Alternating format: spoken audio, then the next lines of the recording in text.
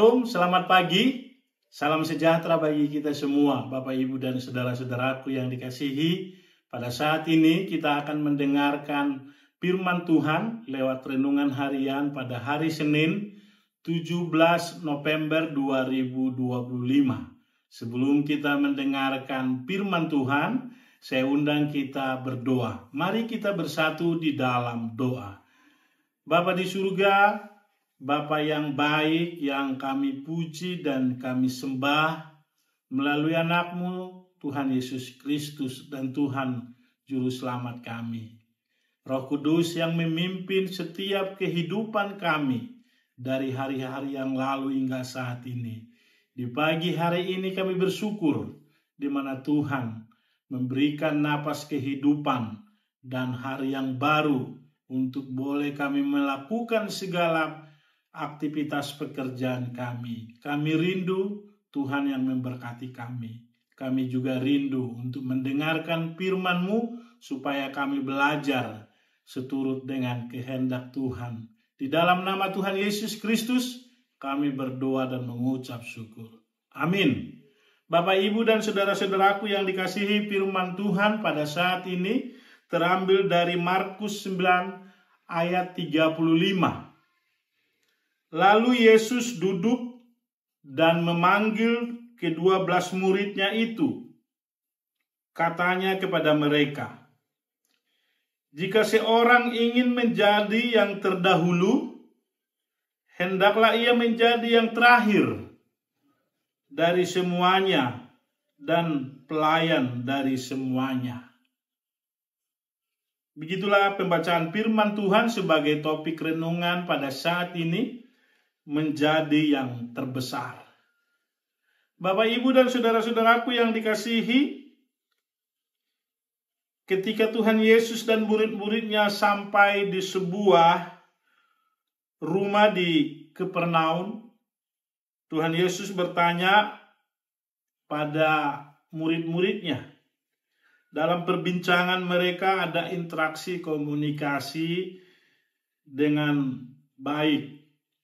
Waktu mereka di perjalanan, tentu dalam pembicaraan itu Tuhan Yesus tahu bahwa murid-muridnya bertengkar di tengah jalan, mempertentangkan siapa yang terbesar di antara para muridnya. Bapak, Ibu, dan saudara-saudaraku, melalui peristiwa tersebut Tuhan Yesus melihat bagaimana respon dan reaksi murid-muridnya. Maka pertengkaran di antara mereka, perbincangan itu, melalui peristiwa itu Tuhan Yesus sedang mengungkap kepada kita rahasia kehidupan anak-anak Allah. Dan gaya hidup yang harus kita miliki menjadi pertanyaan bagaimana integritas, sifat, dan karakter setiap orang, setiap pribadi melalui perkataannya, bahkan di dalam tindakan perbuatan. Bapak, Ibu, dan saudara-saudaraku, mengapa murid-muridnya saling mempertengkarkan siapa yang terbesar? Sedikitnya ada dua hal yang dapat kita pelajari dalam hal ini. Bapak, Ibu, dan saudara-saudaraku, yang pertama mereka berpikir tentang kerajaan surga sama seperti pemerintahan yang ada di dunia ini.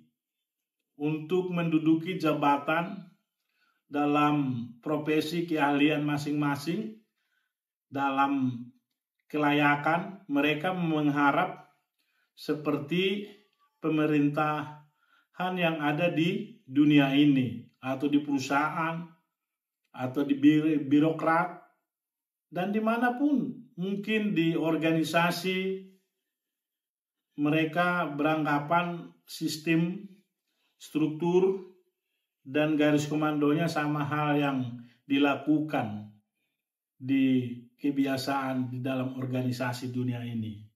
Bapak, Ibu, dan saudara-saudaraku yang dikasihi, Pada waktu itu pemerintah Romawi sedang menguasai Palestina.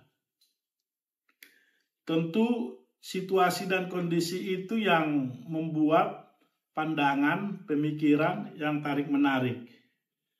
Bapak, Ibu, dan saudara-saudaraku, tentu pada waktu pemerintah Romawi adalah pemerintahan yang terhormat, kehormatan yang dimiliki seorang raja. Para pejabat-pejabatnya telah mempesona mereka melihat bagaimana sikap diktator, bahkan cara memimpin, cara berbicara, cara bertindak. Mereka terpesona, bahkan terobsesi. Hal-hal seperti itulah nantinya di dalam pemerintahan yang ada di dalam surga. Bapak, Ibu, dan saudara-saudaraku, dan begitu juga mereka membayangkan bahwa kerajaan Allah yang akan datang disebut adalah kerajaan di mana Yesus akan menjadi raja dunia seperti Raja Daud, Raja Salomo, dan mereka murid-muridnya adalah para pejabat-pejabatnya. Kebanggaan menjadi pejabat atau yang dihormati oleh banyak orang, tentu itulah yang mereka tergiur, tertarik, merupakan kebanggaan orang pada umumnya. Jabatan-jabatan yang ada seperti di dunia ini. Dan kebanggaan seperti itulah yang juga diinginkan oleh murid-muridnya. Namun kenyataannya kita jumpai sekarang ternyata bukan hanya murid-muridnya, murid-murid Tuhan Yesus yang memiliki keinginan atau filosofi, pandangan hidup seperti itu. Begitu juga banyak umat Tuhan, umat Kristiani atau kelompok golongan menginginkan hal yang sama.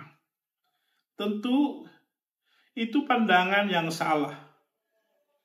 Tuhan Yesus meluruskan pandangan itu sehingga murid-muridnya memahami maksud dan tujuan Tuhan Yesus tentang di dalam nats ini.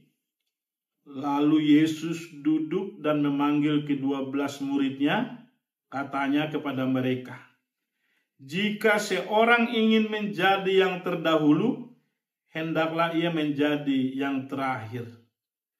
Tentu keteladanan itulah pelayanan yang dilakukan dengan sungguh-sungguh, dengan segenap hati, dengan segenap jiwa untuk melakukan tanpa pamrih, tanpa mengharapkan imbalan. Tetapi kasih Tuhan Yesus itulah yang mendorong kita untuk masuk dalam pelayanan di tengah-tengah kehidupan kita bermasyarakat, baik keluarga, baik di gereja atau dimanapun. Itu yang mendorong kita, karena keselamatan yang Tuhan Yesus berikan bagi kita, sehingga kita memahami dan mengerti, tidak ada alasan bagi kita tidak mau berbagi cinta kasih dengan rasa empati yang mau mendorong kita untuk melakukan sesuatu seturut dengan kehendak Allah. Bapak, Ibu, dan saudara-saudaraku, padahal kebanggaan orang yang percaya seharusnya bukan hal-hal yang seperti di dunia itu, melainkan kepada salib Tuhan Yesus yang mau berkorban. Dia mau menerima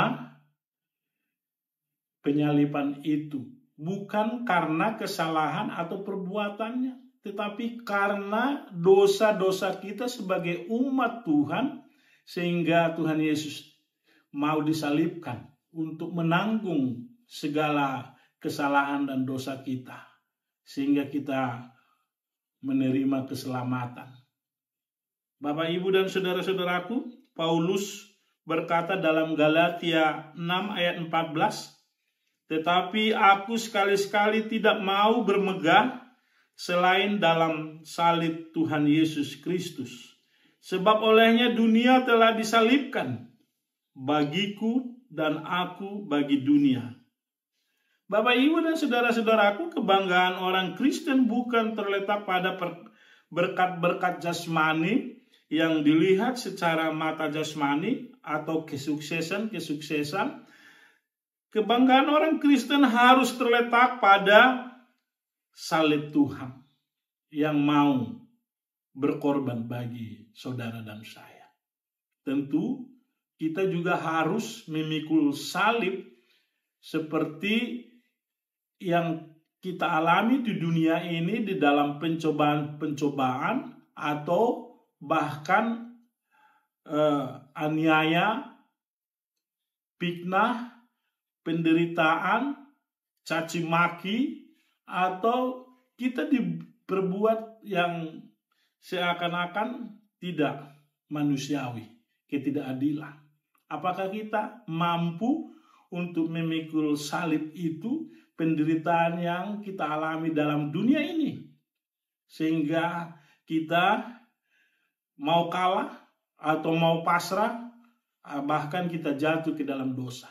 Tetapi firman ini mengingatkan kita, kalau kita adalah yang terdahulu mengenal Yesus Kristus Tuhan dan Juru Selamat kita, tentu sampai akhir garis finish memahami dan mengerti kita harus menjadi pemenang untuk memikul salib yang ada di dunia ini, sehingga kita hidup setia dan taat kepada Tuhan untuk senantiasa memuji dan memuliakan Tuhan. Karena di dalam salib Tuhan itulah kita akan menemukan kehidupan yang diremukkan dan dimatikan secara dagingiah. Artinya kita menjadi pelayan bagi orang lain, bagi semua orang, tanpa pandang bulu, tanpa kita melihat siapa dia, melihat golongan mana dia, tetapi kita lihat betul-betul bahwa sebagai ciptaan Tuhan, sebagai manusia, sebagai pribadi yang harus kita kasihi, yang kita hormati, yang kita harus boleh respon untuk saling mendoakan, untuk bersama-sama maju dalam iman kepercayaan kita.